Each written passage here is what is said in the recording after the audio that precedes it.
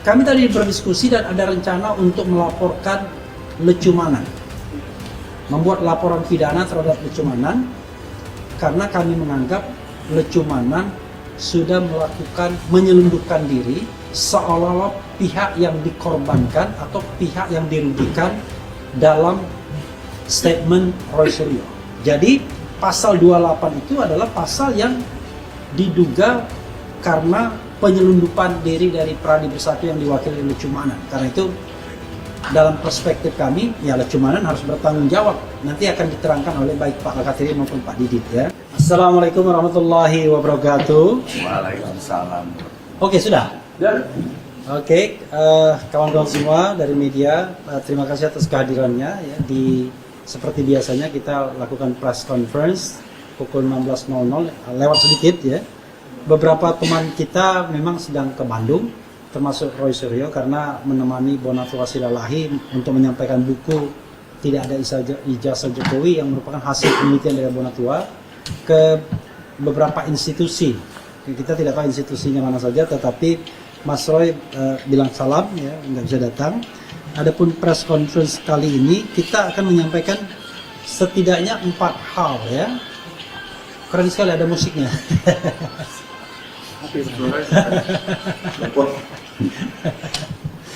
Ya, ada 4 hal yang ingin kami sampaikan kawan-kawan semua ya. Pertama adalah soal kami Troya ya, Tifa Roy Advocates itu mendukung pelaporan terhadap Jokowi ke Barreskrim oleh tim pemburu ijazah palsu. Di situ ada Rizal Fadila, ada kemudian Rustam Effendi, ada Heru Purwanto dari UI Watch ya. Dua lainnya itu dari awalnya TPUA, tapi sekarang kita tidak tahu dari mana. Tetapi yang jelas mereka adalah tersangka di klaster 1 ya. Dan itu terkait dengan kepentingan mereka. Yang kedua, kita ingin mengatakan bahwa kasus penersangkaan Tifa Roy ini makin tidak relevan untuk ditindaklanjuti. Karena itu kami mendesak, seperti halnya pekan-pekan yang lalu, agar kasus ini dihentikan.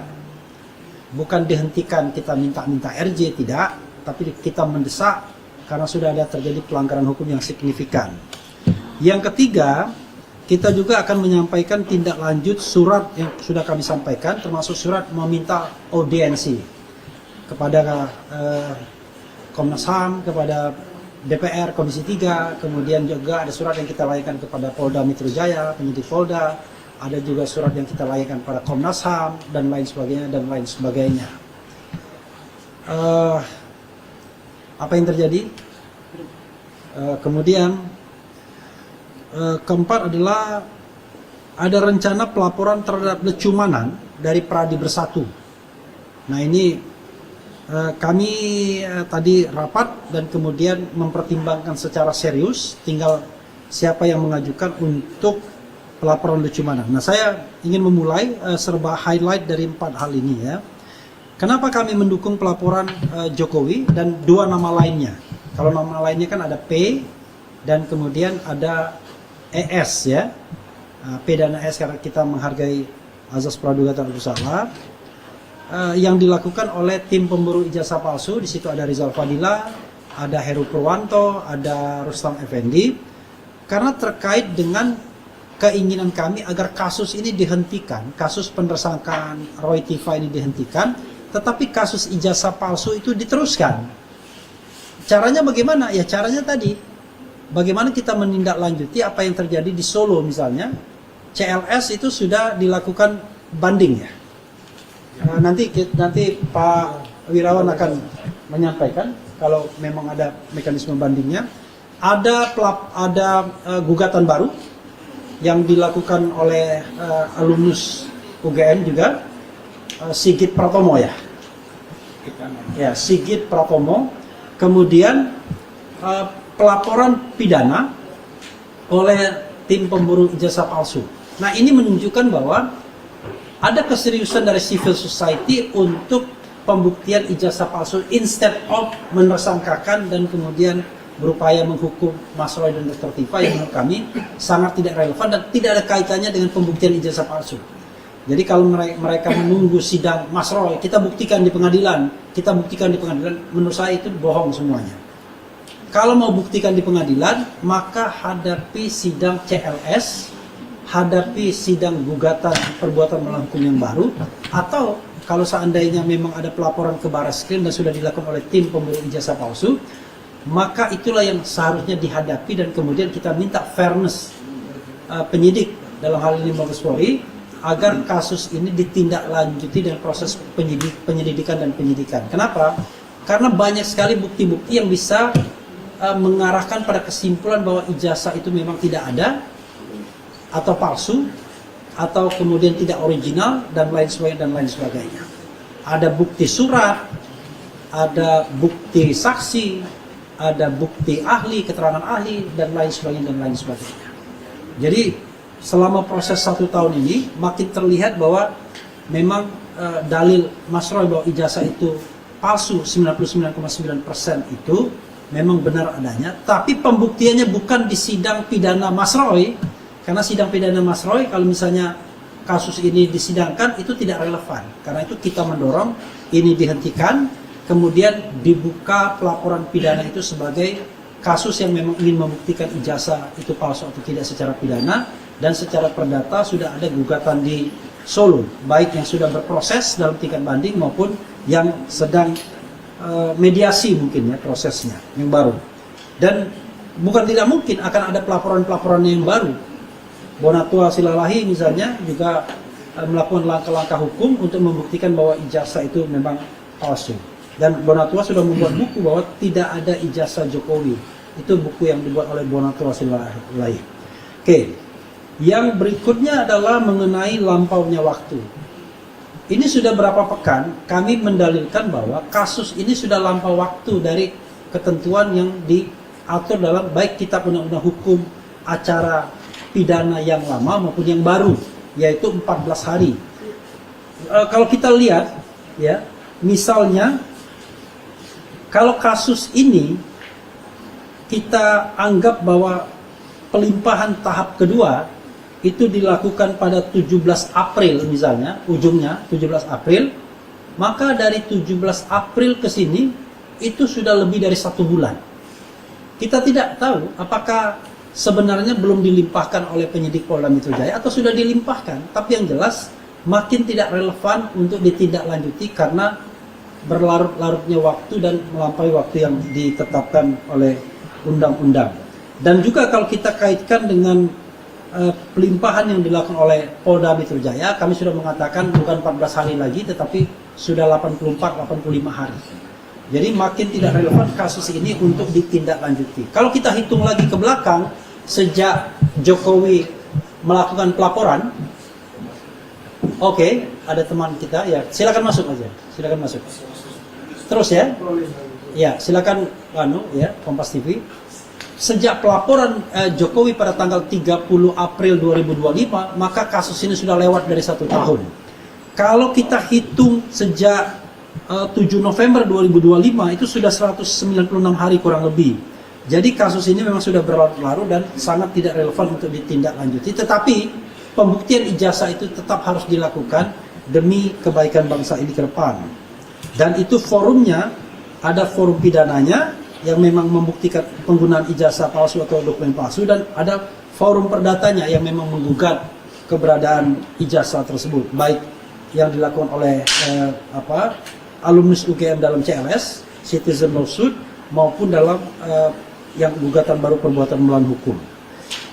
Kemudian yang ketiga, kami masih menunggu sampai saat ini ya tindak lanjut surat yang sudah kami sampaikan ke DPR Komisi 3. Kenapa kami butuh menyampaikan hal ini ke Komisi 3? Ini nggak ada kaitannya dengan kita ingin seperti yang dikatakan para termul ya kan, wah ini melebar kemana-mana. Tidak. DPR itu adalah menjalankan fungsi pengawasan dalam ketatanegaraan kita. Karena itu kita meminta DPR ikut mengundang kami, RDPU, mendengarkan apa yang terjadi. Kami sudah berkirim surat sejak tanggal 15 Januari dan sampai sekarang alhamdulillah belum ditanggapi ya kan. Wah, para termul mengatakan, wah surat Troya Refli Harun CS dicuekin oleh DPR. Loh, Kok bangga dicuekin? Justru kalau DPR cuek kepada aspirasi masyarakat, kepada keinginan masyarakat, dia tidak mengerjakan tugasnya. Untuk apa Anda dipilih melalui proses pemilu kalau Anda tidak mau mendengarkan aspirasi masyarakat, mendengarkan fakta hukum yang ingin kami sampaikan? Hanya karena sebagian besar barangkali masih terikat dengan kekuatan yang lama. Kan ini menjadi nggak ada gunanya DPR kalau begitu. Jadi bukan kami berkecil hati, malah kami mendesak, menggugat, loh kalian kok tidak mau berani berhadapan dengan kami? Kami kan rakyat yang ingin menyampaikan aspirasi. Kenapa tidak dibuka kerannya? Kemudian kami juga menunggu tanggapan dari Komnas HAM sebagai institusi yang punya tugas untuk to respect, menghormati hak asasi manusia, to protect, ya kan? Kemudian kami menunggu bahwa kami menengarai sudah ada pelanggaran-pelanggaran hak asasi manusia dalam proses penanganan kasus ini. Karena itu kami minta audiensi kembali dengan Komnas HAM. Alhamdulillah sampai hari ini kami belum mendapatkan tanggapan balik, tapi kami akan tindak lanjuti lagi. Ya, DPR akan kami susulkan lagi surat baru. Kemudian Komnas HAM kami akan susulkan lagi surat baru. Nah, adapun kepada Kejaksaan Agung, Kejaksaan Tinggi, dan juga Polda Metro Jaya, kami tinggal menunggu apa tanggapan mereka terhadap surat yang sudah kami ajukan. Bahkan kalau kepada Kejaksaan Agung dan Kejaksaan Tinggi, kami sudah beraudiensi langsung, bahkan diterima oleh Wakil Jaksa Agung yang juga Jampidum, Jaksa Agung Muda Bidang Pidana Umum. Ya. Jadi itu yang kami lakukan. Sekali lagi, ya, ini nggak ada kaitannya dengan takut dan tidak takut gitu. Ini kaitannya adalah bagaimana menegakkan hukum yang sebenar-benarnya, seadil-adilnya dalam kerangka negara hukum Indonesia. Dan semua stakeholder itu bertanggung jawab. Tidak hanya penyidik Polda Metro Jaya, tapi juga DPR, Komnas HAM, kemudian institusi-institusi lainnya yang juga harusnya terlibat. Kemudian yang keempat, ini yang barangkali baru. Kami tadi berdiskusi dan ada rencana untuk melaporkan lecumanan. Membuat laporan pidana terhadap lecumanan, karena kami menganggap lecumanan sudah menyelundupkan diri seolah-olah pihak yang dikorbankan atau pihak yang dirugikan dalam statement Roy Suryo. Dan dia merasa mengatakan Pradi Bersatu dirugikan. Maka kemudian gara-gara pelaporan dia di dalam penersangkaan Roy Suryo dan Dr. Tifa, ya, itu ada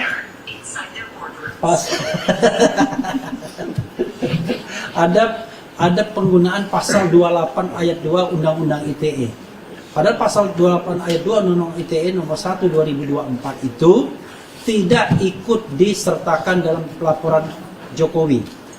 Jokowi melaporkan 5 pasal, pasal 310 KUHP lama, 311 KUHP lama, 27A Undang-Undang ITE 1 2024, kemudian pasal 32 ayat 1 dan pasal 35 Undang-Undang ITE pertama, yaitu Undang-Undang nomor 11 tahun 2008. Jadi pasal 28 itu adalah pasal yang diduga karena penyelundupan diri dari Pradi Bersatu yang diwakili lecumanan. Karena itu dalam perspektif kami, ya lecumanan harus bertanggung jawab. Nanti akan diterangkan oleh baik Pak Al-Khatiri maupun Pak Didit, ya. Itu 4 hal yang ingin kami sampaikan. Sekali lagi Mas Roy bilang tidak bisa datang hari ini karena dia ke Bandung untuk menyampaikan buku Tidak Ada Ijazah Jokowi yang dibuat oleh Bonatua Silalahi. Itu saja. Terima kasih. Assalamualaikum warahmatullahi wabarakatuh. Silakan Mas Didit mungkin ingin menambahkan. Baik, terima kasih Bang Refli. Jadi saya tambahkan di sini. Yang pertama-tama saya ingin menyampaikan kenapa berkas perkara ini sebenarnya yang laporan mentersangkakan Mas Roy dengan Dr. Tifa ini sebenarnya tidak layak kalau kita bicara dari perspektif hukum, ya sebenarnya tidak layak sudah. Kenapa? Jadi begini, pertama saya kemarin juga sempat sampaikan di publik, harusnya pasal 310, 311 itu harus jelas penerapannya. Yang satu unsurnya adalah sekedar mencemarkan nama baik, yang satu lagi ada unsur fitnah. Nggak bisa diterapkan dua-duanya. Jadi kalau pencemaran nama baik, artinya ijazahnya Pak Jokowi memang palsu. Tapi Roy Suryo dan Dr. Tifa tidak boleh ngomong-ngomong di hadapan publik. Nah, itu nanti masalah boleh apa tidak nanti ya, kita tidak bahas. Tapi kalau 311, Pak Jokowi bilang, ijazah saya asli kok. Gitu ya. Berarti Anda fitnah dan mencemarkan nama baik saya. Itu yang pertama. Jadi ini dua pasal dalam hukum akan kita sebut obscure libel. Tidak jelas, kabur, ya, rancu. Jadi pemeriksa, yaitu penyidik yang sekarang, harus sebenarnya menanyakan lebih jelas dulu, ini pasal yang mana sebenarnya yang diterapkan. Nah, pasal-pasal kalau 310 ini akan mendukung laporan yang di Bareskrim sebenarnya. Itu adalah bisa menjadi bukti ya, bahwa Pak Jokowi secara implisit mengakui bahwa ijazahnya palsu. Kemarin dijawab oleh Bang Rifai dalam head to head CNN. Dia bilang, tapi kan ini prakteknya demikian dan jurisprudensi dibiarkan oleh Mahkamah Agung dan sebagainya. Ya, itulah marilah kita sekarang menjalankan due process of law secara benar, tidak lagi main-main.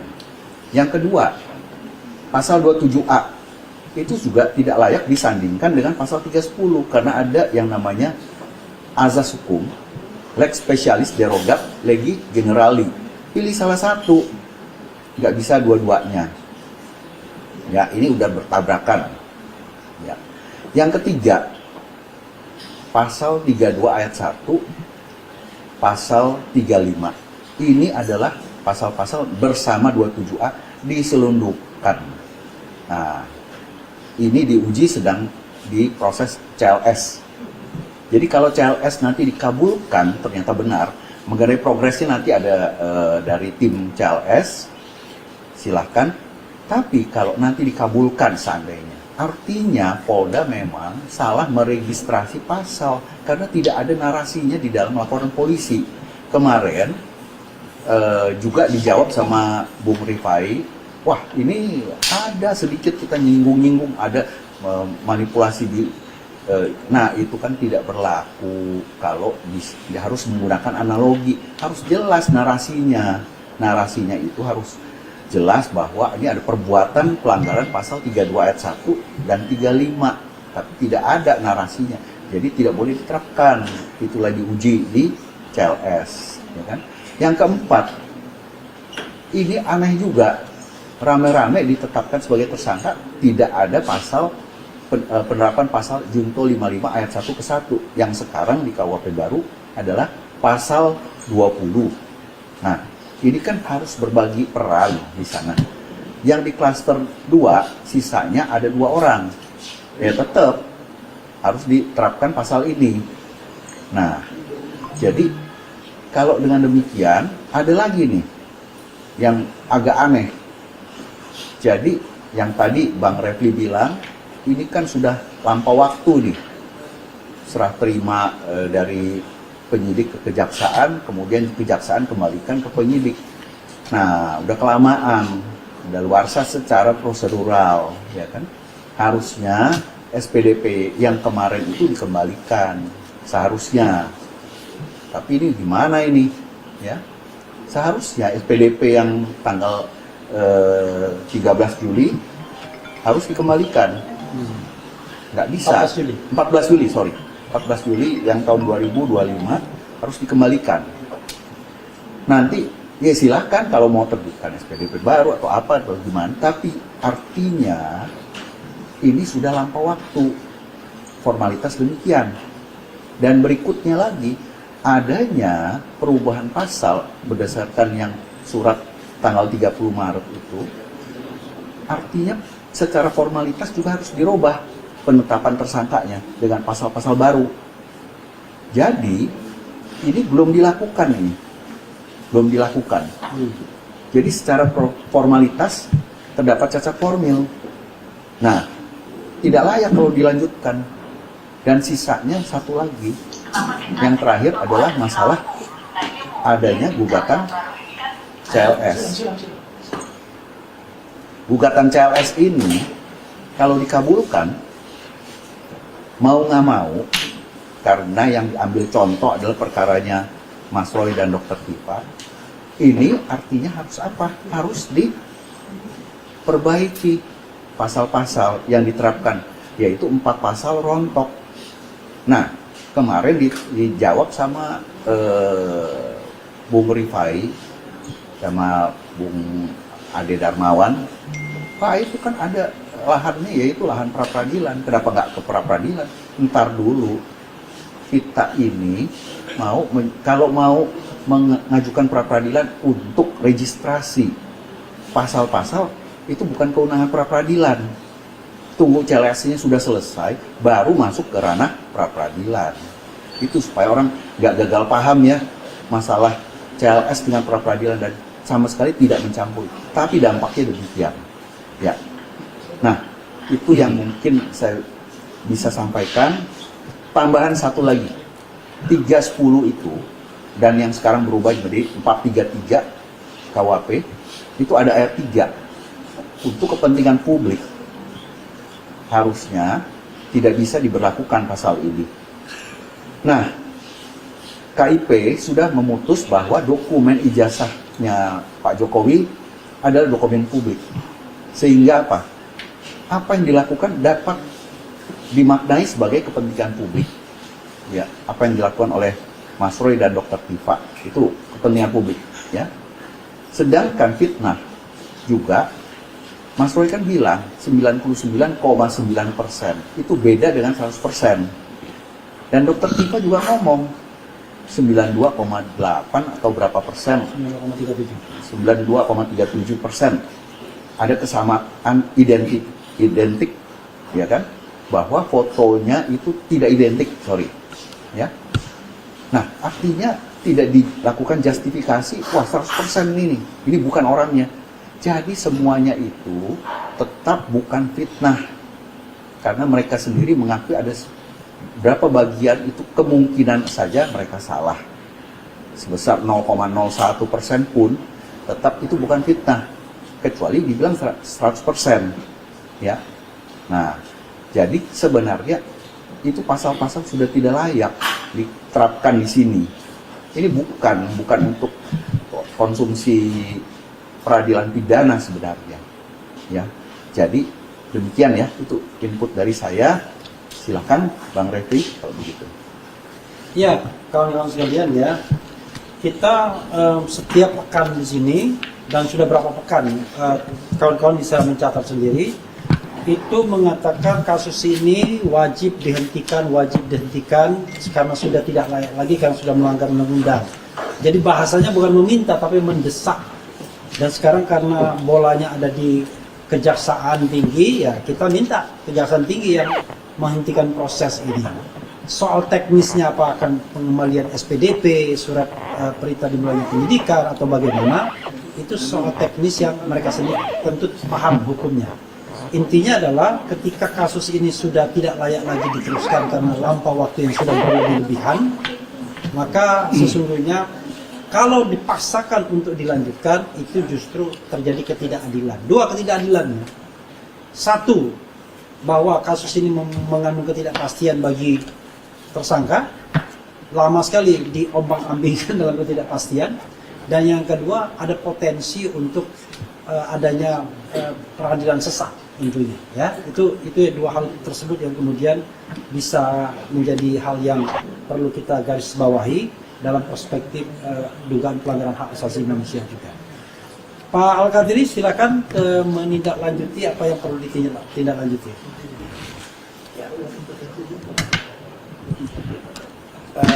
Terima kasih. Ya, lanjutkan.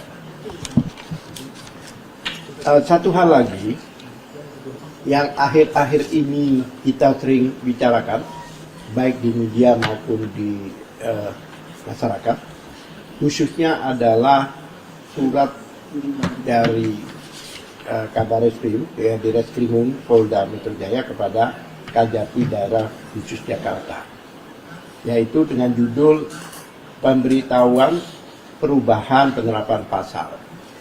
Yang mana di sini ini ada beberapa laporan-laporan yang dirujuk, termasuk laporan 3 orang itu, dan juga ada seprindik ini yang sering kita masalahkan.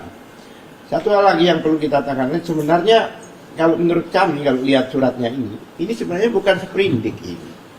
Bukan apa? Surat pemberitahuan perubahan penerapan pasal. Tapi ini sebenarnya SPDP baru ini. Karena apa? Buktinya banyak pasal-pasal baru yang ada di sini. Jadi perubahan pasal itu awalnya kita kira bahwa itu dari KUHP lama ke KUHP baru. Tapi faktanya tidak. Faktanya tetap di KUHP itu juga, baik lama maupun baru. Ya, kemudian yang perlu kami tekankan di sini ada perubahan pasal-pasal itu, yang mana pasal itu ada yang dicabut, ada yang ditambahkan. Di antaranya dicabut adalah pasal 27A, yang mana tadinya ada dari awal 27A. Kemudian pasal 28 ayat 2 Undang-Undang nomor 1 tahun 2024. Ini menarik, ini yang katanya Pak Didit anak haram undang-undang ya, atau anak haram pasal atau apa itu. Ya kan, karena sebenarnya sudah dicabut di KUHP pasal 28 ayat 2 ini, yaitu di KUHP, tapi di Undang-Undang nomor 1 2024 ada lagi. Ya kan? Nah, di sini ternyata 3 orang yang melaporkan itu melaporkan dengan pasal-pasal yang tidak ada di pasal yang baru ini, pasal perubahan ini, yaitu yang dilaporkan oleh apa namanya, ya Adi Kurniawan, Leksumanan, dan Maret Suken atau apa itu, Maret Saken, Maret Samuel Saken, ya whatever lah. Jadi intinya dari 2 orang itu, Adi Kurniawan dan Maret itu menggunakan 160. Dari awal mereka melaporkan 8 orang ini, bahkan 12 orang ini dengan pasal 160 itu. Dari awal. Kemudian si Leksumanan itu melaporkan dengan 28 ayat 2. Tapi di perubahan ini, 30 Maret ini, tahun 2026, bulan lalu, berapa bulan, 2 bulan yang lalu lah, itu ada perubahan. Jadi selama ini 1 tahun, ya kan, disidik dengan pasal-pasal itu. Begitu mau finish, dirubah pasalnya. Bahkan pasal 3 orang itu tidak ada lagi. Nah, yang kami masalahkan adalah pasal laporan dari 3 orang itu ada melekat di penetapan tersangkanya Dr. Tifa dan Roy Suryo. Melekat di penetapan tersangka. Padahal di dalam klaster 2 yang waktu itu ada RRT, termasuk Roy Suryo dan Dr. Tifa itu, 160 udah nggak ada lagi. Tapi dilekatkan di sini. Lah, artinya pasal-pasal itu kenapa dirubah? Karena tidak terbukti. Oleh sebab itu mereka ini sebenarnya sudah tidak ada konsekuensinya, tidak apa-apa. Korelasinya lagi berada di sekitar laporan Jokowi ini. Nah, karena tidak ada, ya kan, tidak dituliskan di sini, karena tidak terbukti, oleh sebab itu maka bisa kami katakan bahwa itu pencemaran nama baik. Kalau laporannya tidak terbukti. Oleh sebab itu dalam waktu dekat ini, bukan hanya Leksumanan dengan pasal yang lain, yang sekarang lagi diuji di CLS, ya kan, di sidang CLS, kami dalam waktu dekat ini juga akan melaporkan 3 orang itu dengan pencemaran nama baik. Karena apa? Laporannya sejak awal tidak terbukti. Nah, ini perubahan pasal ini baru tanggal 30 Maret. Nah, kemudian kenapa lamanya ini, kalau saya boleh menganalisa lamanya kenapa sampai 90 hari di mana? Di di kepolisian, belum dikembalikan di kejaksaan, konon kabarnya sampai saat ini, ya kan? Kenapa juga kejaksaan tidak P21 kan? Itu bukan masalah bukti, bukan masalah saksi dan sebagainya, karena kan tidak masuk akal. Saksi yang dikumpulkan 130 orang. bukti yang namanya bukti surat 709. Makanya nanti kita akan berselancar di bukti itu dalam persidangan, kalau ini sampai persidangan nanti. Pasti akan kita temukan kejanggalan-kejanggalan di 700. Saya tidak akan fokus ke yang ijazahnya bahkan, karena sudah ada pelapor, sebagai tersangka, dalam hal ini Roy dan Tifa. Kami, para PH nanti akan berselancar di 709 dan kami akan mempertanyakan satu-satu terhadap 130 saksi yang dihadirkan nanti. Tidak tahu mau berapa tahun ini sidangnya. Itu. Kemudian kenapa kami katakan bukan karena bukti dan saksi? Karena pasal-pasal itu tidak bisa dikenakan. Seperti Pak Didi katakan tadi, pasal 310 yang di KUHP baru 433 itu ada satu ayat 3 menyatakan jika demi kepentingan umum maka tidak bisa dipidanakan. Kenapa saya katakan kepentingan umum? Karena yang dimasalahkan ini adalah ijazah milik pejabat publik. Milik publik itu bahasa Inggrisnya, bahasa Indonesia yang umum, kepentingan umum. Kemudian tidak ada kepentingan beliau ini. Coba, kepentingan beliau itu apa sih? Tidak ada. Kepentingan beliau itu hanya menganalisa data yang diduga palsu itu. Demi apa? Demi kepentingan bangsa dan rakyat Indonesia untuk mengetahui status sebenarnya ijazah dari mantan presidennya. Kalau kami kembali ke pasal 242 dan 243 yang baru ini, apalagi kalau saya tambahkan yang sudah dicabut itu kenapa kami katakan tidak dapat dikenakan? Karena kalau ada satu saja contoh yang saya akan bacakan di sini, ini. Ini kalau saya akan bacakan, contohnya 242 contohnya, yang baru ya, pasal yang diterapkan yang baru ini. Maaf.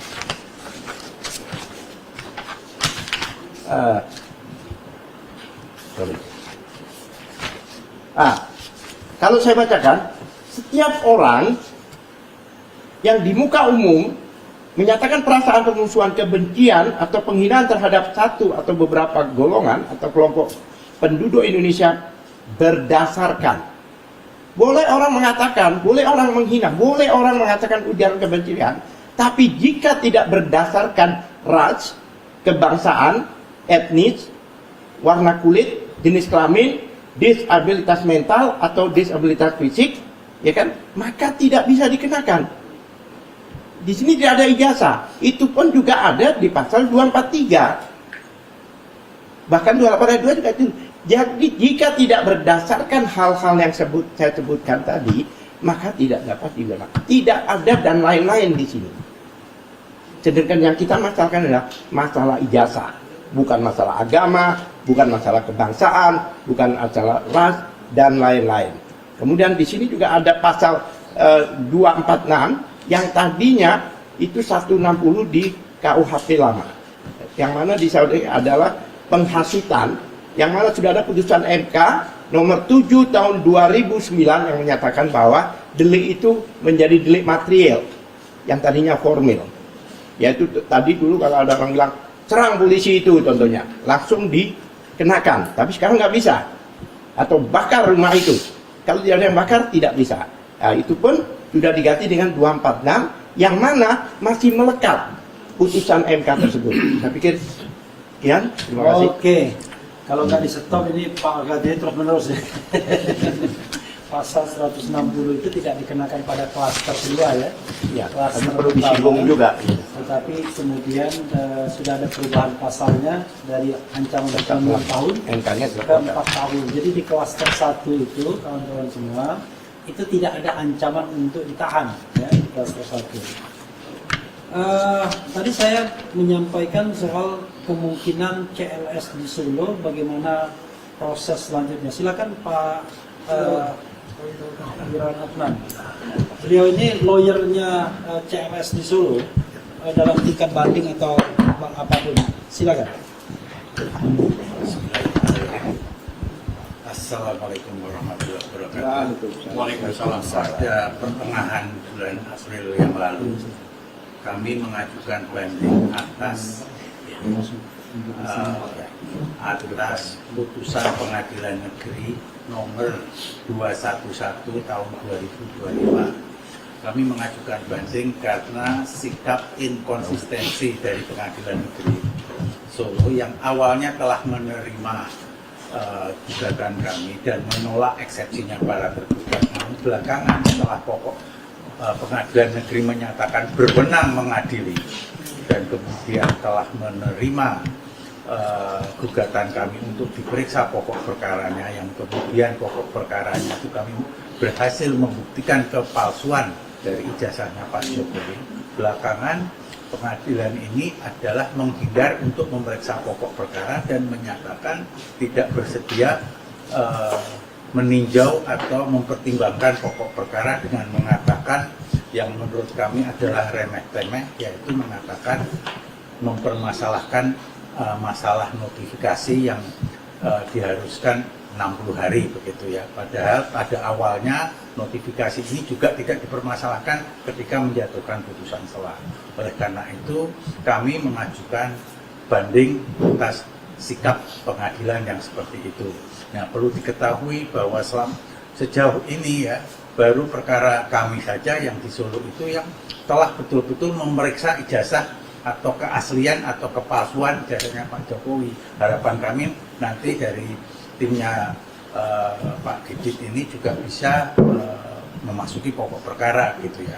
Nah, ini perlu kita sampaikannya begini, berkali-kali itu Pak Jokowi itu menyatakan yang mendalilkan harus membuktikan, tapi ironisnya setiap kali kami berusaha membuktikan ya tidak diterima pembuktian kami. Jadi oleh karena itu pada kesempatan ini kami mengharapkan ada keadilan pada tingkat pengadilan tinggi dan kemudian ada juga progres dari pengadilan negeri di Jakarta Selatan yang saat ini sedang memberikan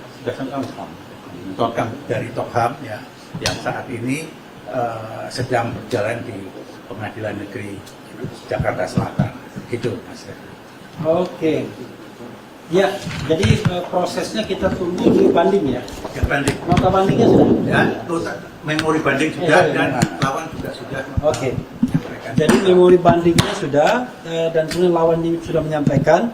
Kita berharap ada angin segar dari proses banding tersebut terhadap putusan apakah ijazah Jokowi asli atau palsu, karena proses pembuktiannya sudah dilalui sesungguhnya di Pengadilan Negeri Surakarta, tetapi hakim menghindar untuk menjawab substansi dan kembali kepada legal standing formal ya kepada putusan yang sesungguhnya porsinya harusnya putusan selah.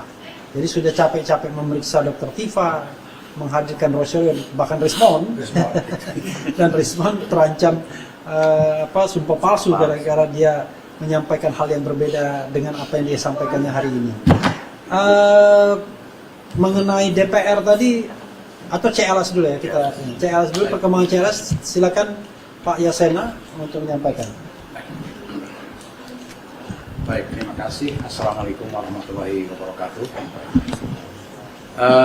Saya sampaikan untuk CLS yang dilaksanakan kemarin, jadi pasca ditolaknya, kemudian kita laksanakan sidang CLS ditolak oleh Hakim Pengadilan Negeri Jakarta Selatan terhadap penggugat intervensi Pusenkop ya, yang waktu itu pernah saya sampaikan di sini minggu kemarin. Kaitan dengan ini mungkin sebelum kita masuk ke selanjutnya untuk CLS bagaimana, sedikit mungkin menyampaikan CLS di sini kemarin saya sampaikan bahwa apa sih CLS-nya itu? CLS itu adalah untuk meminta bagaimana caranya kita meminta kepada pemerintah untuk menetapkan suatu aturan yang belum diatur dalam aturan. Kenapa ada dua hal di sini? Yang pertama yaitu adanya penyelundupan pasal, sebagaimana tadi dari Pak Ahli disampaikan bahwa ada pasal-pasal yang tidak selayaknya atau tidak seharusnya dikenakan kepada klien-klien kami. Nah ini nanti mungkin bisa dibuatkan sebuah aturan. Nah, apakah masih seperti ini ke depan untuk penyelundupan pasal atau memang tidak ada lagi pasal-pasal terhadap para pelapor atau siapapun terlepas dari permasalahan ini.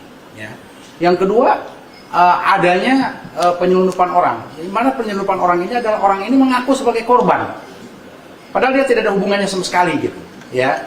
Nah inilah yang kita permasalahkan. Apakah dibolehkan, ya, orang yang mengaku sebagai korban?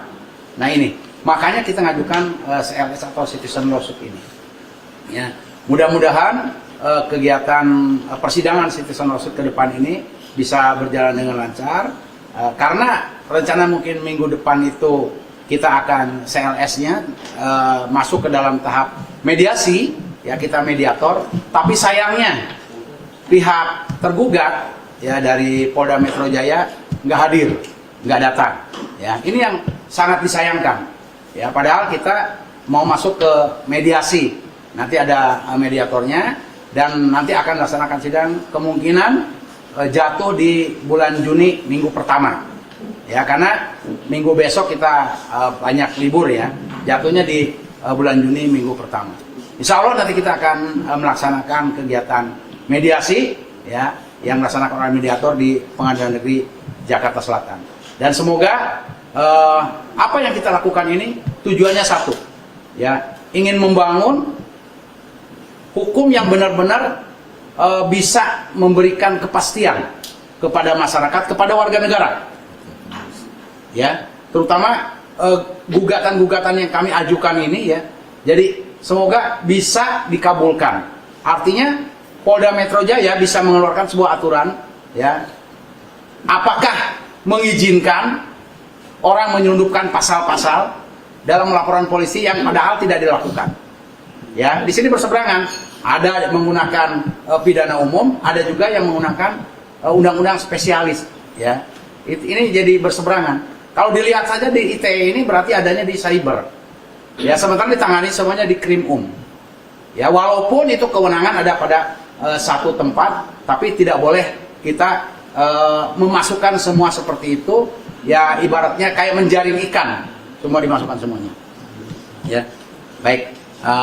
Mungkin itu aja yang perlu saya sampaikan. Ya, mudah-mudahan ini bisa membantu ke depannya untuk hukum yang ada bisa ditegakkan dan CLS ini merupakan suatu terobosan terbaik dan sekaligus memberikan satu kepastian dan kita membantu warga negara ke depan. Jadi jangan takut kalau ada terjadi suatu penyelundupan apapun atau ada aturan yang dibuat atau ada abuse of power yang dilakukan, kita lakukan melalui CLS ini. Semoga bisa berhasil. Mohon doanya aja. Terima kasih. Assalamualaikum warahmatullahi wabarakatuh. Waalaikumsalam warahmatullahi wabarakatuh. Mungkin bisa gantian dengan Anda untuk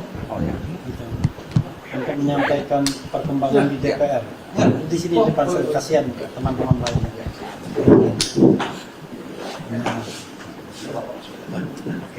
Terima kasih rekan Refli, kemudian Pak Didi, kawan-kawan semua.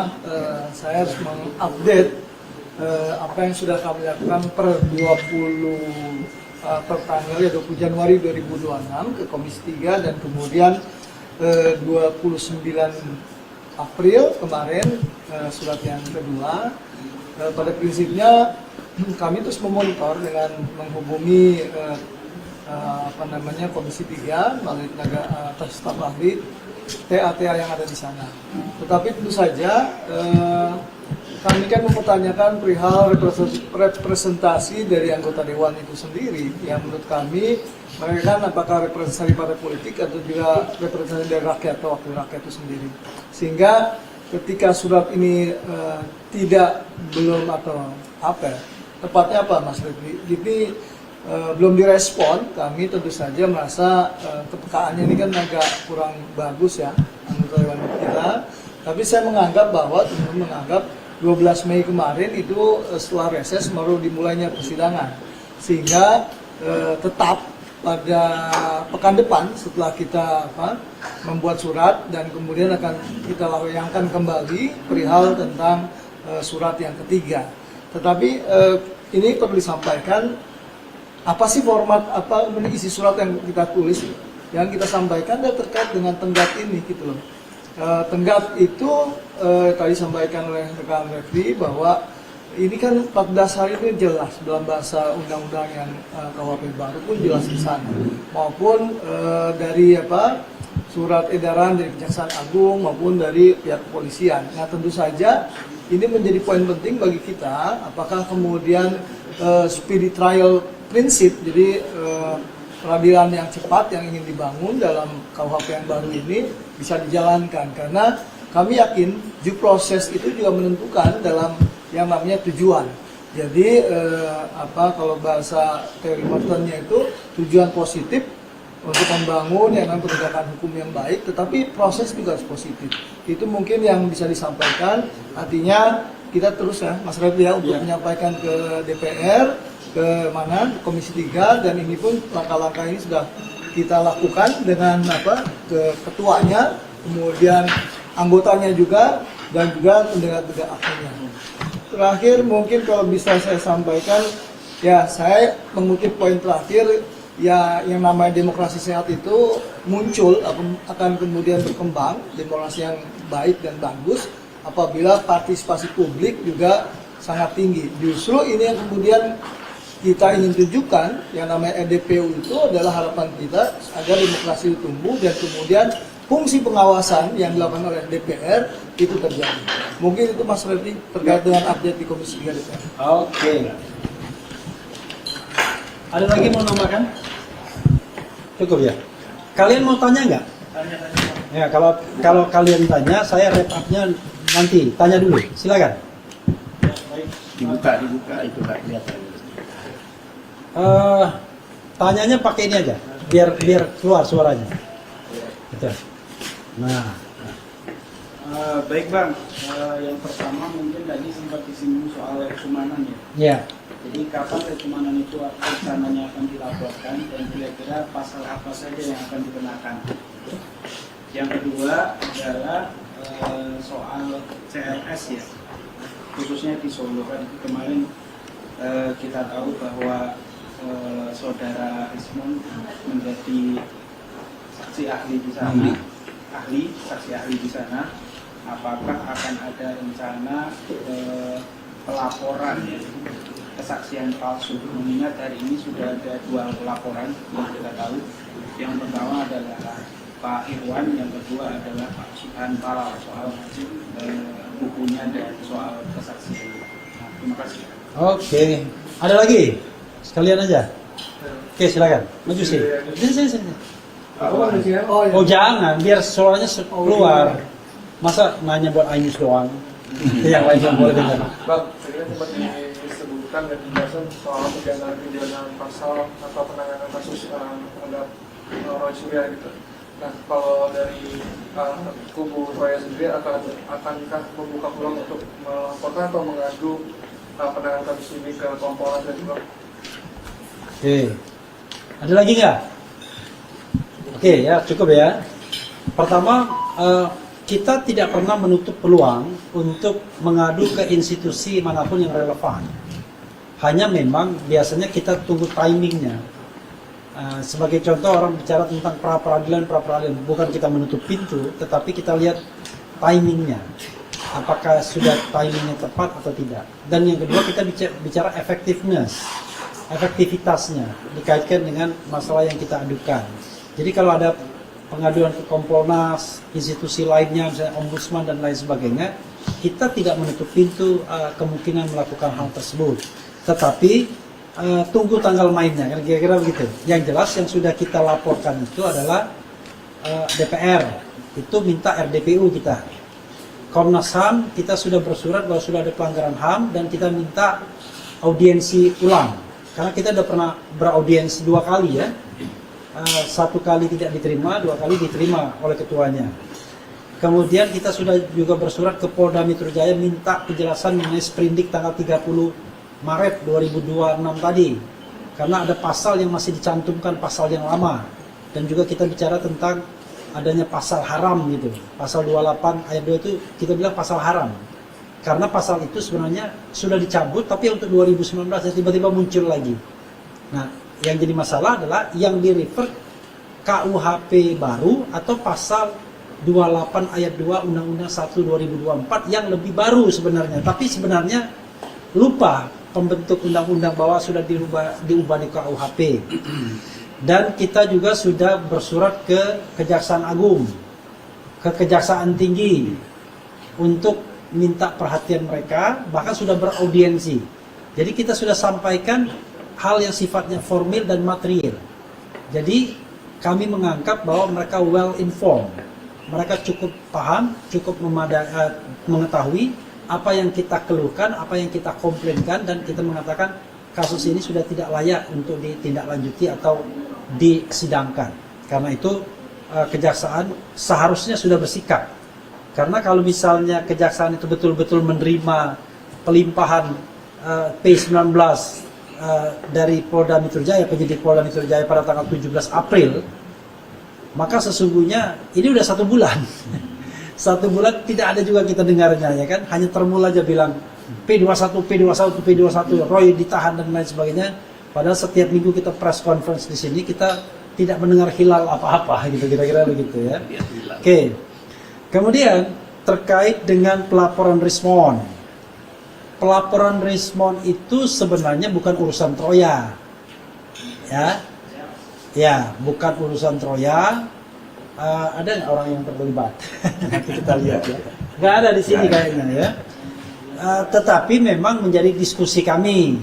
Sekedar diskusi saja, dan memang kalau ditanyakan pribadi ya kita melihat ada celah-celah pidana yang bisa dilaporkan, tetapi itu bukan urusan Troya. Jadi yang melakukan pelaporan itu individual, Irwan individual, kemudian Subhan Palal individual. Soal pasal penipuan dan penggelapan, soal ISBN dan lain sebagainya itu adalah masalah individu-individu yang terkait dengan Rismon, terutama konsumen dari buku dan komentar-komentar dia kan. Kita konsentrasi pada bagaimana berburu ijazah palsu Jokowi. Itulah sebabnya kita bicara hentikan proses Roy dan Tifa. Kita mulai babak baru untuk betul-betul berkonsentrasi pada pembuktian ijazah Jokowi asli atau palsu. Kemudian mengenai pelaporan lecumanan, begini, ini kita belum tentukan siapa yang akan melaporkan ya, tetapi intinya adalah kita sudah sepakat. Kenapa lecumanan? Karena begini, lecumanan ini dari Pradi Bersatu. Pradi Bersatu itu organisasi. Nah, kita merasa bahwa dia melakukan hal-hal yang tidak patut sesungguhnya. Masa Pradi Bersatu merasa menjadi korban, merasa dirugikan dengan sebuah statement? Ini kan nggak benar. Lalu pasal yang diselundupkan dalam tanda kutip, pasal 28 ayat 2 mengenai ujaran kebencian yang ancaman hukumnya 6 tahun. Pertanyaannya adalah, Pradi Bersatu itu benda hidup atau benda mati? Kok bisa dia terkena ujaran kebencian gitu? Dia kan tidak mewakili Jokowi, tidak boleh dia mewakili Jokowi sebagai pelapor. Tapi dia mengatakan Pradi Bersatu dirugikan. Dan dia memasukkan pasal 28 ayat 2 yang akhirnya menjadi pasal yang juga dikenakan dalam penersangkaan Rosyroy dan Dr. Tifa. Karena itu kami sedang mengujinya di CLS, tetapi kami menganggap ini adalah sebuah perbuatan yang tidak layak. Kok ada orang yang mengaku-ngaku menjadi korban, padahal tidak mungkin dia jadi korban karena dia adalah organisasi. Tapi kenapa lecumanan yang kemudian yang akan dilaporkan? Ya, nggak mungkin kita melaporkan Pradi Bersatu karena itu benda mati. Yang kita laporkan adalah orangnya yang kemudian memang bertindak melaporkan tersebut atas nama organisasi. Itu yang bisa saya sampaikan. Tapi kalau teman-teman ingin menambahkan silakan. Pak Katri, tambahkan pertanyaan ya, jangan yang lain.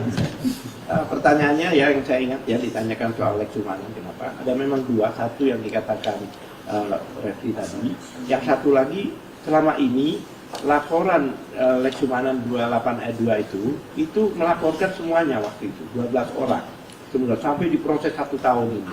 Tiba-tiba tanggal 30 ini berubah, laporan yang pasal 28 ayat 2 itu tidak ada di dalam yang baru ini. Kesimpulannya apa? Berarti tidak terbukti.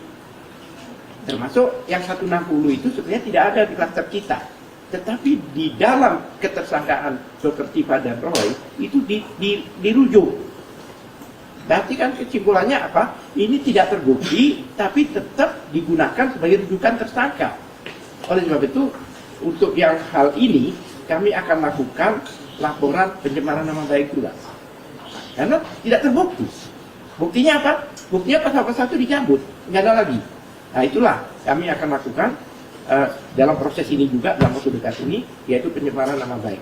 Jadi selain yang dikatakan tadi, masalah Pradi sebagai institusi, dan ini sebagai perorangan melaporkan pencemaran nama baik terhadap 2 orang yang dilaporkan.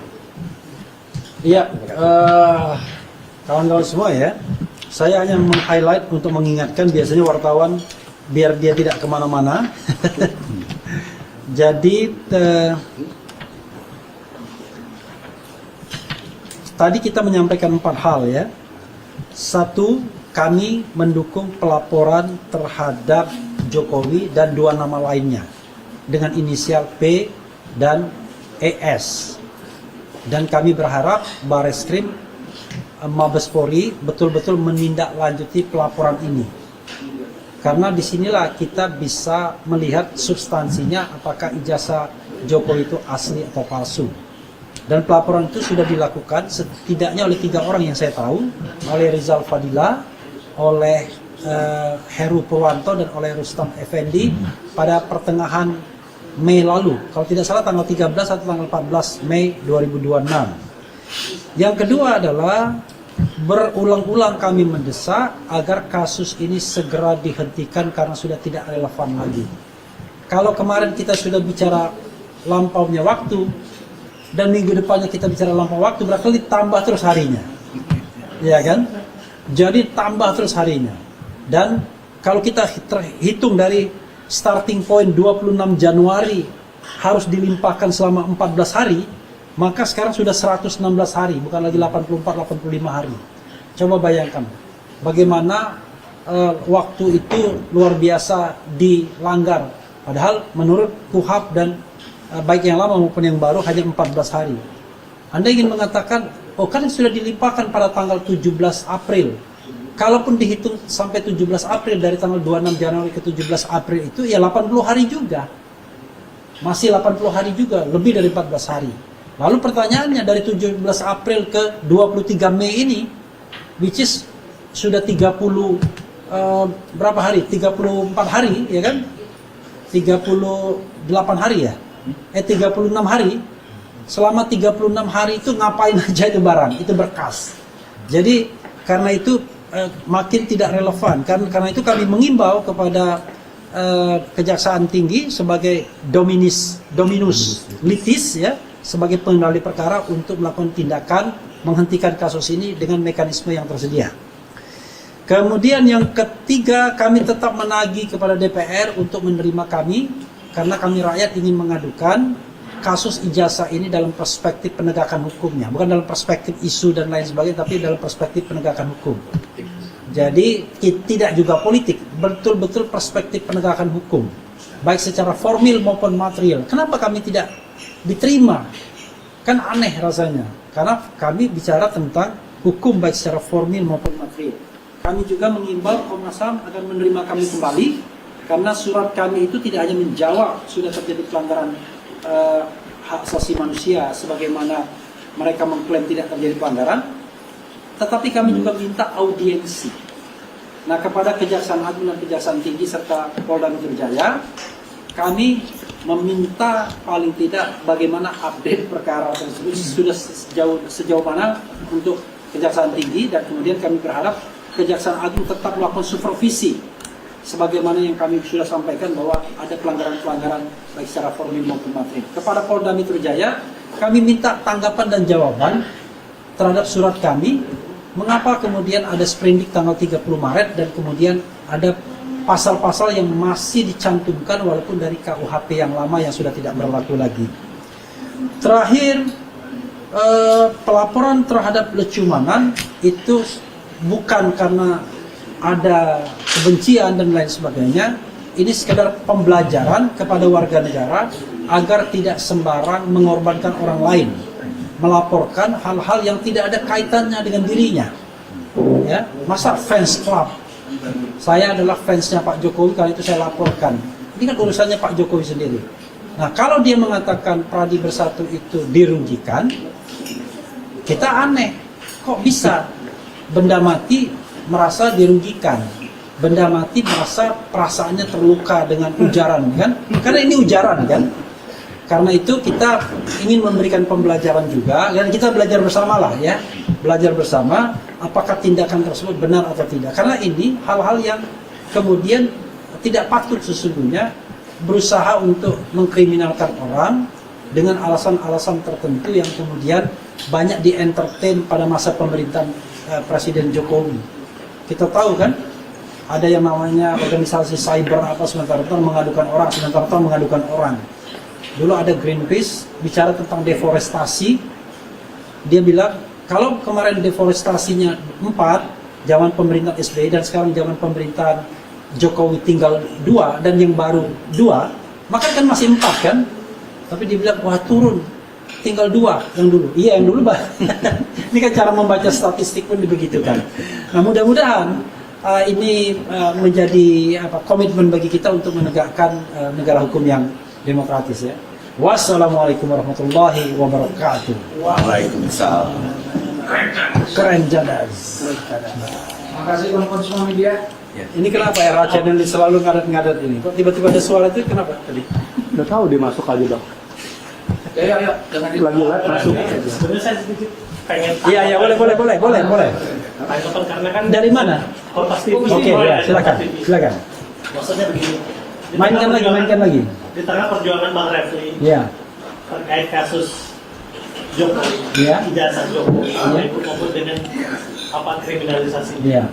Bulan depan mestinya Pak Jokowi akan turun gunung Oke. keliling Indonesia, Iya.